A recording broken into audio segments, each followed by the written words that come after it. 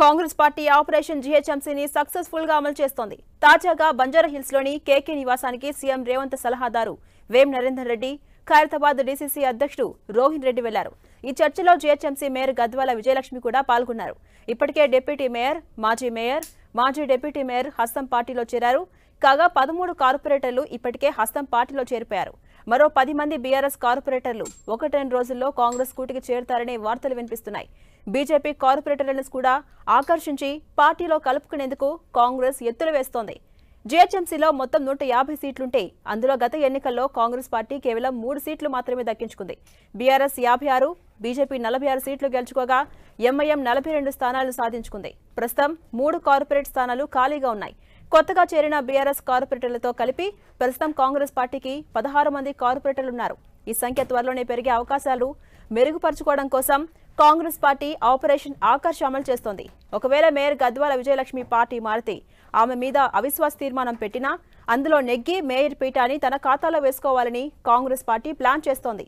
ఈ క్రమంలోనే సరిపడా సంఖ్యాబలం సాధించేందుకు గాను బీఆర్ఎస్, బీజేపీల నుంచి కార్పొరేటర్లను చేర్చుకునే పనిలో పడింది హస్తం పార్టీ.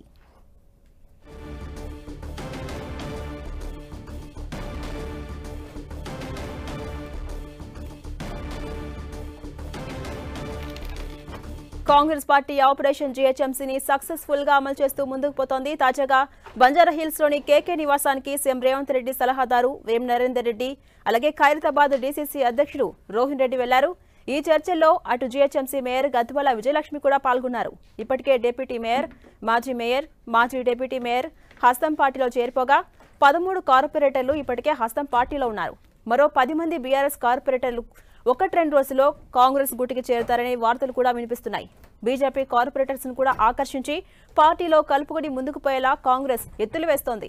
ఇక జీహెచ్ఎంసీలో మొత్తం 150 సీట్లుండగా అందులో గత ఎన్నికల్లో కాంగ్రెస్ పార్టీ కేవలం 3 సీట్లు మాత్రమే దక్కించుకుంది. బీఆర్ఎస్ 56, బీజేపీ 46 సీట్లు గెలుచుకోగా ఎంఐఎం 42 స్థానాలు సాధించింది. ప్రస్తుతం 3 కార్పొరేట్ స్థానాలు ఖాళీగా ఉన్నాయి.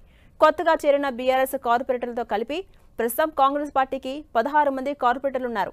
ఈ సంఖ్య త్వరలోనే పెరిగే అవకాశాలను మెరుగుపరచుకోవడం కోసం కాంగ్రెస్ పార్టీ ఆపరేషన్ ఆకర్ష్ అమలు చేస్తోంది. ఒకవేళ మేయర్ గద్వాల విజయలక్ష్మి పార్టీ మారితే ఆమె మీద అవిశ్వాస తీర్మానం పెట్టినా అందులో నెగ్గి మేయర్ పీఠాన్ని తన ఖాతాలో వేసుకోవాలని ప్లాన్ చేస్తోంది కాంగ్రెస్ పార్టీ. ఈ క్రమంలోనే సరిపడా సంఖ్యాబలం సాధించేందుకు గాను బీఆర్ఎస్, బీజేపీల నుంచి కార్పొరేటర్లను చేర్చుకునే పనిలో పడింది. ఇదే అంశంపై మరింత సమాచారం మా ప్రతినిధి రాముడు అందిస్తారు. రాముడు, హైదరాబాద్ నగర పీఠాన్ని కాంగ్రెస్ కైవసం చేసుకునే దిశగా ప్రణాళికలు రూపొందిస్తుంది. అయితే 4 సంవత్సరాల వరకు ఇక్కడ అవిశ్వాస తీర్మానం పెట్టడానికి అవకాశం లేకపోవడంతో నేరుగా మేయర్ ని తమ పార్టీలో చేర్చుకుంటే అయిపోతుంది అన్నట్టుగా భావిస్తున్నటువంటి పరిస్థితి అయితే కనబడుతుంది. ఈ రోజు రాష్ట్ర వ్యవహారాల ఇన్ఛార్జ్ కాంగ్రెస్ దీపాదాస్ మున్షి మేయర్ ఇంటికి వెళ్లి ఆమెతో చర్చలు జరిపారు. అయితే ఈ అంశంలో మేయర్ కూడా ఖండించలేదు, నేను పార్టీ మారను అని ఎక్కడ కూడా చెప్పలేదు. అయితే తాను తమ కార్యకర్తలతో చర్చించి భవిష్యత్తులో నిర్ణయం తీసుకుంటానని చెప్పారు. అయితే 1-2 రోజుల్లో మేయర్ పార్టీ మారేటువంటి అవకాశం ఉంది. ఒక మంచి రోజు చూసుకొని మారేందుకోసం ప్రణాళికలు రూపొందించుకున్నట్టు తెలుస్తుంది. ప్రధానంగా గ్రేటర్ హైదరాబాద్ పరిధిలో ఉండేటువంటి అంటే గత ఎన్నికల్లో, అసెంబ్లీ ఎన్నికల్లో కాంగ్రెస్ పార్టీ ఇక్కడ ఎక్కువ విజయాలు సాధించలేదు. ఇక్కడ అన్ని కూడా జీహెచ్ఎంసీ పరిధిలో ఉండేటువంటి ఎమ్మెల్యే స్థానాలు అన్ని కూడా ఇటు బీఆర్ఎస్, అదేవిధంగా ఎంఐఎం, బీజేపీ ఒక స్థానంలో ఈ విధంగా మొత్తం వాళ్ళు గెలుచుకోవడం జరిగింది. దాంతో ఇక్కడ హైదరాబాద్ నగరంలో బలం పెంచుకునే విధంగా చర్యలు ప్రారంభించారు. అందులో భాగంగానే గ్రేటర్ పరిధిలో ఉండేటువంటి ఎమ్మెల్యేలతో పలుసార్లు మంతనాలు చేశారు. వాళ్ళు కూడా వెళ్లి ముఖ్యమంత్రిని మర్యాద పూర్వకంగా కలిశామంటూ కలిశారు. అయితే ఇటీవల కలిసినటువంటి దానం నాగేందర్ తాను కూడా మర్యాద పూర్వకంగా కలిశానని చెప్పారు. కానీ నెక్స్ట్ డేనే వెళ్లి కాంగ్రెస్ లో జాయిన్ కావడం జరిగింది. ఆ తర్వాత సికింద్రాబాద్ ఎంపీ స్థానం నుంచి ఆయనను బరిలో దించుతుంది కాంగ్రెస్. అదే విధంగా జీహెచ్ఎంసీకి సంబంధించినటువంటి డిప్యూటీ మేయర్ మోతే శ్రీలత శోభన్ రెడ్డి కూడా ఇప్పటికే కాంగ్రెస్ లో జాయిన్ అయిపోవడం జరిగింది.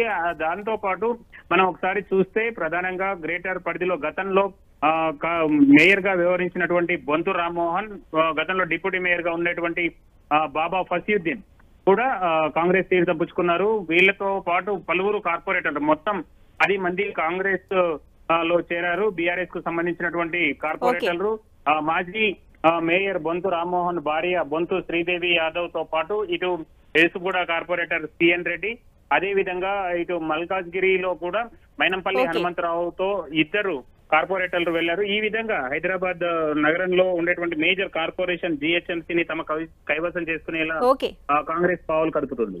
రైట్, థ్యాంక్ యూ రాముడు.